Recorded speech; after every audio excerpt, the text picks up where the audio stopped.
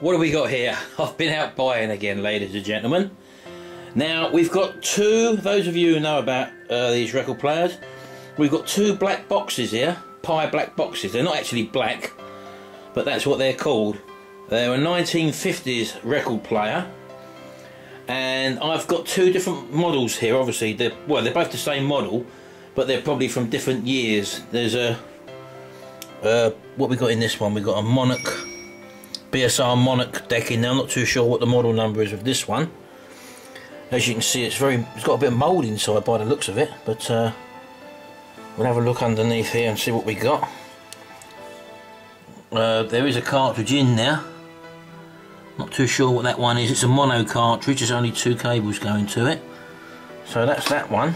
Again, I haven't tried these out. So, and this one here.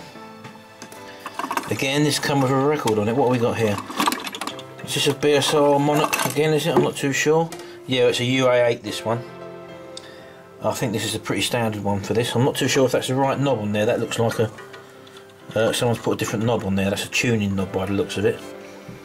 But this one obviously hasn't got a cartridge in it, so that's going to have to be looked at. But these were, as I say, I think 1954 is when they come out, and they was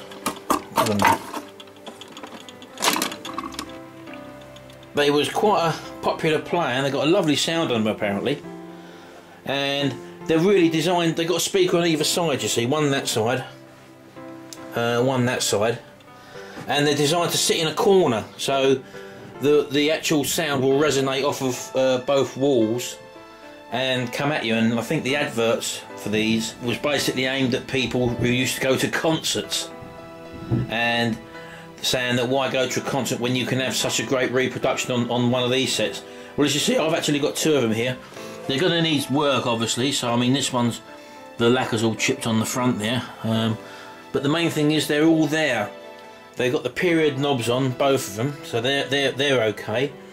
One thing I did notice was that whether this one's an earlier and one's a later one, is that this one hasn't got any supports, corner supports in there, where this one obviously has. There's some sort of supports in this one, so I'm not too sure whether that was an upgrade which would make this the later model one.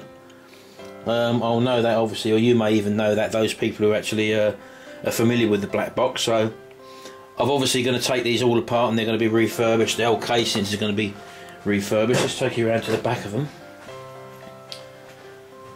They're pretty much all there. As I say, it's just again, they're valve sets. These have obviously been upgraded at some stage because they've got the 3-core flexes on them, so someone's obviously had a go at them.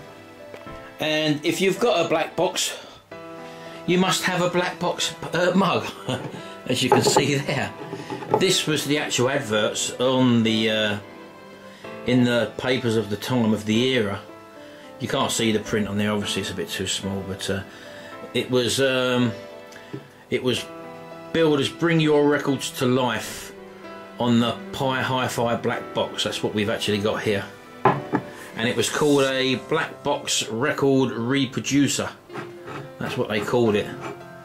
And it goes on to say that, like, this is to say this was a period ad of the time. Concertos can be costly, and it goes on to say that why spend the money going to a concert when you can have your concert in your own house by owning basically one of these black boxes. And they will build basically more for the sort of adult market, whereas the your brightly coloured record players like the Dansets and that were aimed at the younger market. I mean, these would have been like downstairs in your drawing room in the 50s or whatever, and when the 60s come, these would have been up in the kids' bedrooms, for example. So this is what the youngsters would have had in the day for playing their hit rock and roll songs on. Mum and Dad might have owned one of these, but these are becoming very, very popular now. There's a very, very good sound that these reproduce, obviously because it's a heavy wooden box, and they've got very good speakers in them. I've heard a couple on YouTube and they really do sound fantastic. So I'm hoping these are going to be again brought back to their former glory once we do some work. And the other one I've got, which I picked up today, is this Danset Bermuda. Again, very popular player. it's actually not in bad nick at all. It's very faded, unfortunately. This is the pink and white one, or would it be red and white? I'm not too sure, but that's the Dansett Bermuda there, as you can see. And yet again, it is totally complete and original.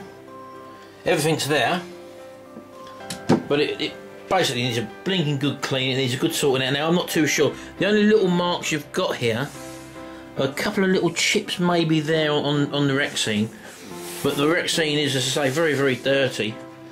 The brass work obviously is tarnished. So, but the grill, it again is in A1 condition. It's lost its Chinese hats off of there, so I'm going to have to either try and source some of them or make up some sort of something to do the job of that. But as I say, I've not run these up yet. I'm not going to run these up yet, so I'm going to test them before, make sure they're electrically safe and that they're not going to go bang on me. But there's no real reason why they shouldn't restore up very, very lovely. So I've just added these to the collection, so these are going to get the treatment as well. I'm not too sure which order I'm going to do them in, but as you know, I've got the other ones in the other office waiting to go. The Hacker's virtually finished now, as I say. I'm just waiting for some little feet to come for it in the cartridge, so that'll be that project finished. And yeah, so I may start on these yet. I'm not sure yet. I may start on the Dansett Bermuda. I'm not sure, but as you can see, also on the bottom of this Bermuda, it's got the provision for feet, and it's also got the actual rubber plugs, or the plastic plugs that come with when you don't have the feet installed, so that's handy to have them. And I'm sourcing a set of legs for these as well, so yeah, this one looks in quite nice nick, so I'm hoping that's going to be a really nice one to restore. So anyway, keep watching. I just thought I'd show you my latest finds, and keep watching, and we'll show you these as we progress with them. Thanks very much, and goodbye.